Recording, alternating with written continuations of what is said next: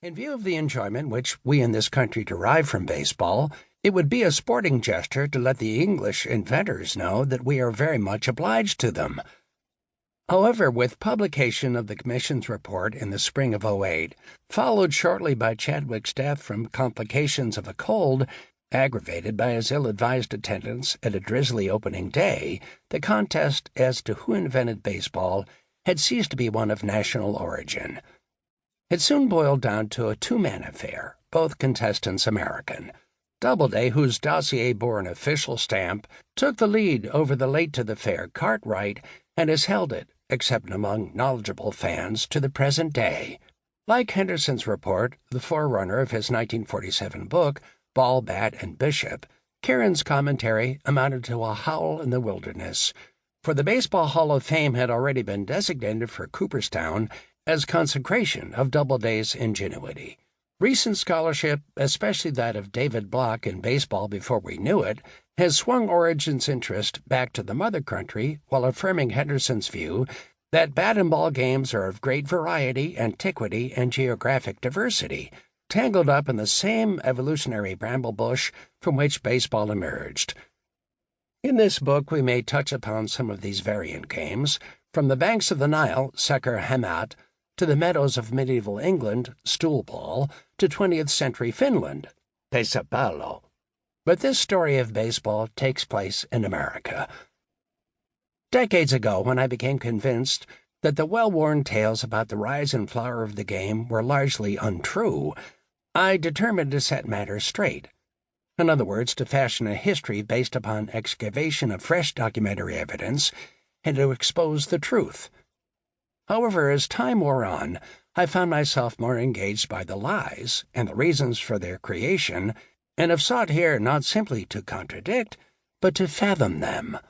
And the liars and schemers in this not-so-innocent age of the game proved to be far more compelling characters than the straight arrows. In the Garden of Eden, after all, Adam and Eve are boars. It is the serpent who holds our attention. Why, I wondered, had so many individuals expended so much energy in trying to shape and control the creation myth of baseball, to return to an Edenic past, real or imagined, to create the legend of a fall from grace instigated by gamblers? That became the driving question behind this book.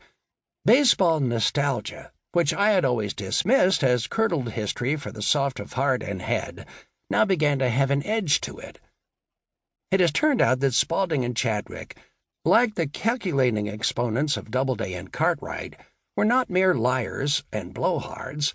They were conscious architects of legend, shapers of national identity, would-be creators of a useful past and binding archetypes, clever lads, noble warriors, despised knaves, sly jesters, wounded heroes, and so on.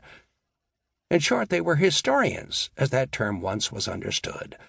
They were trying to create a national mythology from baseball, which they identified as America's secular religion, because it seemed to supply faith for the faithless and unify them, perhaps in a way that might suit other ends. If, in the process of crafting this useful past, certain individuals, events, ball clubs, even competing versions of the game, like those played in New England or Pennsylvania, had to be left along the road in the name of progress, so be it. In The Death of the Past, J.H. Plum described this earlier model for history as the establishment of a psychological reality used for a social purpose, to stress the virtues of courage, endurance, strength, loyalty, and indifference to death.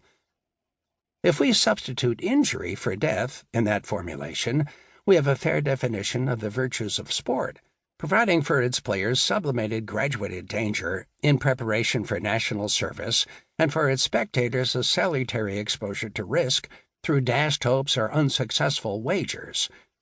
The analytical impulse that marks modern historiography is, in Plum's view, nothing less than an assault on the created ideology or myths by which people have given meaning to their institutions and societies.